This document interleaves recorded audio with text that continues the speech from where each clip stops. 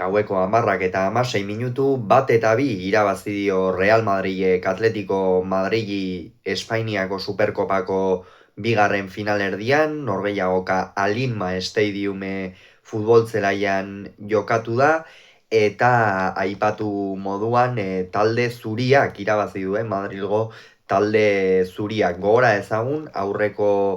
jardunaldian batetik Atletico Madrilek bana berdin duzuela Realaren aurka anoetan, eta Real Madrilek berriz 5-1 irabazi zion Betisi. Horiek ikusita, Txolo Simeonek eta Xabi Alonso honako 11 hauen aldeko apustua egin dute. Txolo Simeonek ohiko moduan 4-4-2ko sistema ezarri du zelaian, Oblak izan da atepean, atzealdean lauko lerroan Llorentek jokatu du eskuinaldetik, Ruggerik ezkerraldetik, Pubil eta Janko izan dira atzealdearen erdialdean, zelai erdian Gallagher eta Koke kapitaina, eskuinaldetik Giuliano aritu da erasoan, ezkerraldetik Baena eta goian Sorloz eta Julian Álvarez. Honekin batera esan behar da, Realaren aurkako 11koarekin alderatuta aldaketa bakarra egin duela. Kasu honetan, Pablo Barriosek ez du jokatu eta Conor Gallagher sartu du bere ordez. Real Madrid dagokionez, Xabi Alonsok Betisen aurkako 11ko berbera atera du, Kurtua izan da tepean, atzealdean lauko lerroan Valverde kapitaina jokatu du eskuinaldetik, Carrerasek ezkerraldetik, Rudiger eta Asensio izan dira atzealdearen erdialdean, Kamavinga eta Tchouaménik jokatu dute euskarri bikoitzean, erdipuntan Bellingham zela, eskuinaldetik Rodrigo izan da, ezkerraldetik Vinicius eta goian Gonzalo García. Betisen aurka 3 gol sartzetik zetorren, eta Xabi Alonsok logikoa den moduan minutuak eman dizkio Superkopakoa bezalako garrantzitsu batean, eta gainera derbi batean. Balen zatia hasi bezain laizter hasi da erakustaldia Arabia Saudin. Izan ere, haze gola egin duen Fede Valverdek, baina hori da hori misila, hori da hori oinarekin baloia txikitzea, ikusgarria izan da benetan. Oblakek ez du ezertxo ere egiterik izan, gainera distantzia egokia zen, Fede Valverderen kolpea edo indarra duen jokalari batentzat, eta alaxe egin du, haze gola egin duen hor ezkerraldean goigoitik, Oblakek aipatu bezala ez du ezertxo ere egiterik izan, eta benetan haze gola egin duen Fede Valverdek partida hasi eta berehala, pentsa hau bigarren minutuan izan da, oraindik ere norgehiagoka guztia aurretik zen, eta Atletikok ordura arte ez du ezertxo ere egiteko aukerarik izan. Gero lehen zatia aurrera joan denean oroar, ez da partida beroa izan, epailea Busquets Ferrer izan da, ez da norgehiagoka beroa izan, baina bai esan behar da une batzuetan mintzat,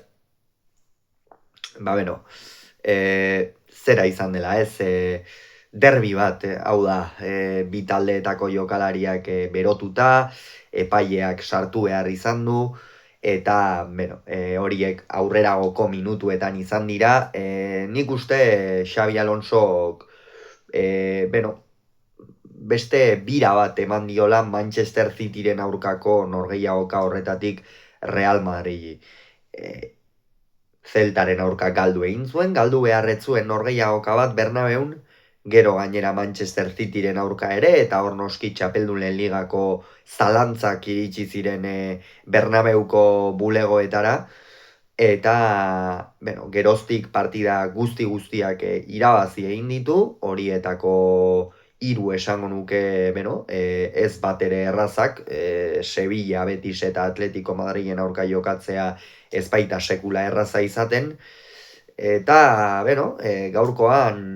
beste bira bat eman diola esan gerezak ez, Vinicius estabil, gaurkoan ere partida kaskarra egin du, Brasilgo erasoko jokalariak orain teorian Kylian Mbapperen utzune honekin ez, gogoratu behar baita Frantziako aurrelaria, Frantziako izarra minartuta dagoela baita ere, eta bere ordez teoria mailan behintzat Viniciusek beste eginkizun batzuk hartu beharko lituzke Real Madriden beste ardura bat, Zama bizkarrean gehixeagotan hartu,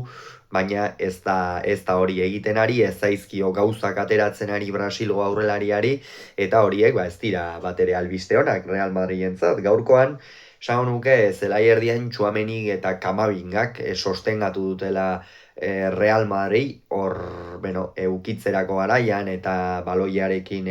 oreka mantentzerako garaian hor lortu dute, eta bestalde ere presioa izan da gaurko gako nagusietako bat. Atletico Madrid ez dio batere eroso atzetik ateratzen utzi, eta horretan azken partida hauetan badakigu Simeoneren taldea beti daramatzania urte guztietan oso talde vertikala izan dela, eta gutxi presionatzen duten taldeen aurka zuloak errazago bilatzen ditu,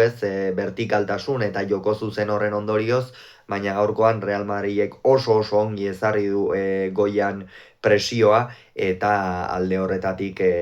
Xabi Alonsoren lana bikaina izan da, ezta. Utxeta bat iritsi dira lehen zatiaren amaierara, Real Madridek hor beste aukeraren bat ere izan du, garbi xamarra, Atletico Madridek ere zerbait eduki du, baina oroar Simeoneren taldea ez du fin ikusi, ez Julian Álvarez ez Sorloz azea katsa egin duen Sorlozek lehen zatian, beretan Simeone konfiantza ematen ari zaio azken orgeiaok hauetan, badirudi taldean geratuko dela, hor egon baitziren zurrumurru batzuk Norvegiako aurrelaria irtengo otezen ala ez, azkenean badirudi geratuko dela, baina benetan asko dauka horre hobetzeko, asko dauka horre egiteko Sorlozek, izan ere gaurkoan ere bere alturako eta bere kategoriako aurrelari batek utsegin ezin duen burukada bat utsegin du, eta egia da nahiko behartuta etorri zaiola, baina berez buruz errematatzeko eta dituen baliabideekin ez zukeen arazorik eduki behar, baina eduki ditu, eta alde horretatik benetan maila baxu xamarrean ikusi dugun lehen zati horretan Sorloz. Bigarren zatian aldaketa bat egin du, Gallagher kendu eta Lenormand sartu, ikusi du Simeonek behar bada atzealdean beste pieza bat falta zitzaiola Atletico Madridi, erasoan gehiagora joateko, egia da Real Madrid dezentetan sartu zaiola, eta normalean Atletico Madridek ez dio hainbestetan uzten sartzen aurkariari area ingurura, eta kasu honetan bai sartu du, Gallagherrek partida kaxkarra jokatu du, lehen zatian egia esan apenas agertu da, eta ez dio orekarik eman zelai erdi horri, Real Madrideko zelai erdia jan egin duela esan genezake, eta minutuak aurrera joan ala, pixkanaka partida berdintzen joan da, Atletico gora joan da, beti bezala Giuliano protagonista izaten saiatu da, eskuinaldetik lasterkaldiak eginez alboko marra bilatu eta erdirak eta jartzeko asmoz, zelai erdian, nik esango nuke zelai erdian hortxe falta izan zaiola Atletikori behar bada, ez duela inork aurrera pausu bat eman, eta hori behar izaten du Simeoneren taldeak, baina gaurkoan ez du inork eman, eta ondorioz erasora ere ez da jende askorekin iritsi. Eta 55. minutuan, Valverdek Rodrigori eman dio baloia, Rodrigok ere lehen zatian sekulako aukera eduki du, hor Álvaro Carrerasek eskuinaldetik hartu duen baloi batean jauzi egin du Atletico Madrileko oker ezpanago Ruggeriren gainetik, eta gero Rodrigori eman dio baloia, Rodrigo azken unean ere izkin egin dio, errekortea egin du, baina gero azken uneri garrantzitsuenean jaurtik eta Oblakek gelditu ahal izan du, baina bigarren zatian ez du arkatu, eta bakarrik utzi du Fede Valverdek Rodrigo, Atletico Madrilen akats larri xamarra, eta ondorioz Real Madridek utxe eta bikoa ezarri du, hau kolpea izan da Atletico Madrilentzat, egia da lehen zatian ez dutela gauza handirik egin eta aukera garbiegirik sortu Simeonerenek, baina bigarren zatian, iaia hasieran 10 minutura hause gertatzea, etzen Simeoneren planetan sartzen oskiala ere, bere ala erreakzionatu du izan ere Julianok, eta hause eskatzen zaio Julian hori, eskuin aldetik egindako erdiraketa baten ostean, oraingoan Sorlozek asmatu du, sareetara bidali du baloia, bat eta bi ondorioz, aldeak murriztu ditu, Norvegiako aurrelariak eta Atletico Madrid benetan sartua zen partidan, eta aldaketa bikoitza egin du, kasu honetan Koke eta Baena kendu ditu zelai erdian, eta Griezmann eta Joni Cardoso atera. Joni Cardoso hor Kokeren postu horretan kokatu da, Griezmann berriz apur baten punta horretan ez, eta behartzuen hau Atletico Madridek erabat erasora joan, partida berdindu beharra zeukalako bai ala bai, baina Simeonek oreka hori bilatu nahi izan du eta lortu du bilatzea Lenormand eta Griezmann aterata, eta Lenormanden partida nahiko diskretua izan da atzealdean, eta ez du akats nabarmenik egin, eta Griezmann eta Cardosorena berriz, esango nuke Cardoso nahiko desagertuta ibili dela, eta Griezmann hor, saiatu da ez pare bat jokalditan edo, baina hau ere ez dago bere unerik onenean, geroz eta garrantzia gutxiago dauka Atleticoren hamaikakoetan, naiz eta noski Simeonerentzat ezinbesteko pieza denez bigarren zatian, Griezmannek kasu honetan ez du lortu ez, eta minutuak aurrera joan ala partida berotzen hasi da, esate baterako, hor eduki dute Viniciusek eta Txolo Simeonek euren sesioa, bi gizon bero dira, azkenean asko berotzen direnak, eta bakarren batek besteari zer edo zer esango zion, ez oso polita behintzat, eta ondorioz,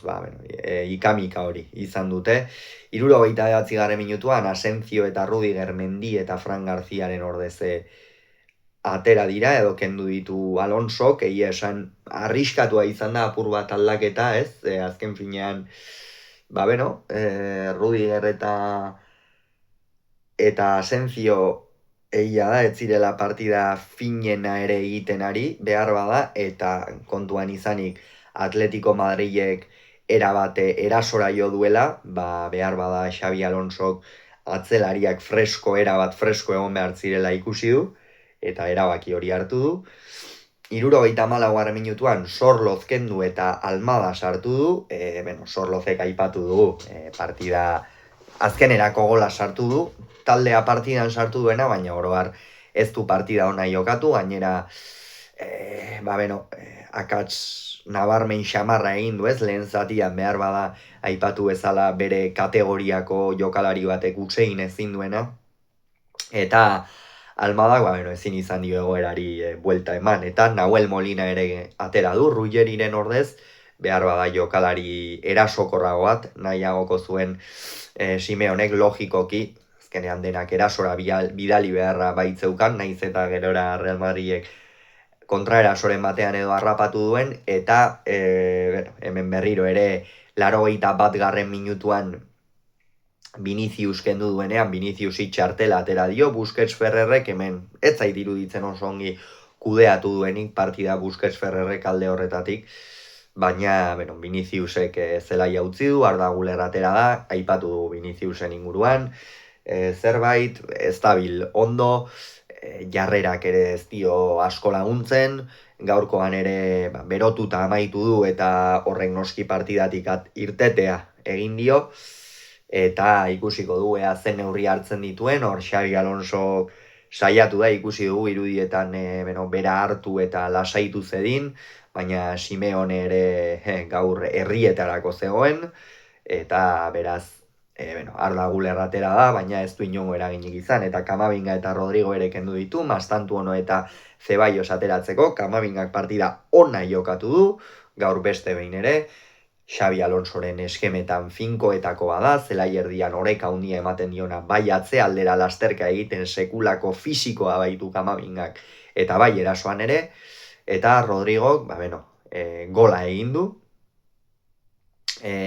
bigarren gol hori, gainera lehen zatian ere, eta pozik izango da Alonso Rodrigorekin, izan ere, udan batek baino gehiago kanpoan ikusten zuen, azkenerako Alonso bera izan zen, ikuste bere erabaki propioa hartzeko gai izan zena, eta Rodrigo plantillan usteko, begira, errendimendu ona ematen ari da, eta Zeballos eta Mastantu ono irten dira, baina hortikan aurrera ez da ezer gehiago pasa. Atletico Madrilek partida borrokatu du, baina berriro ere beste egun batez inolako arrakastari gabe, eta Real Madrilek beste Superkopako final bai jokatuko du, eta iazko final berbera izango da, Real Madrid eta Barcelona izango baitira nor baino nor gehiago. Gogoratu beraz, Atletico Madrilek bat, Real Madrilek bi Alinma Stadiumen.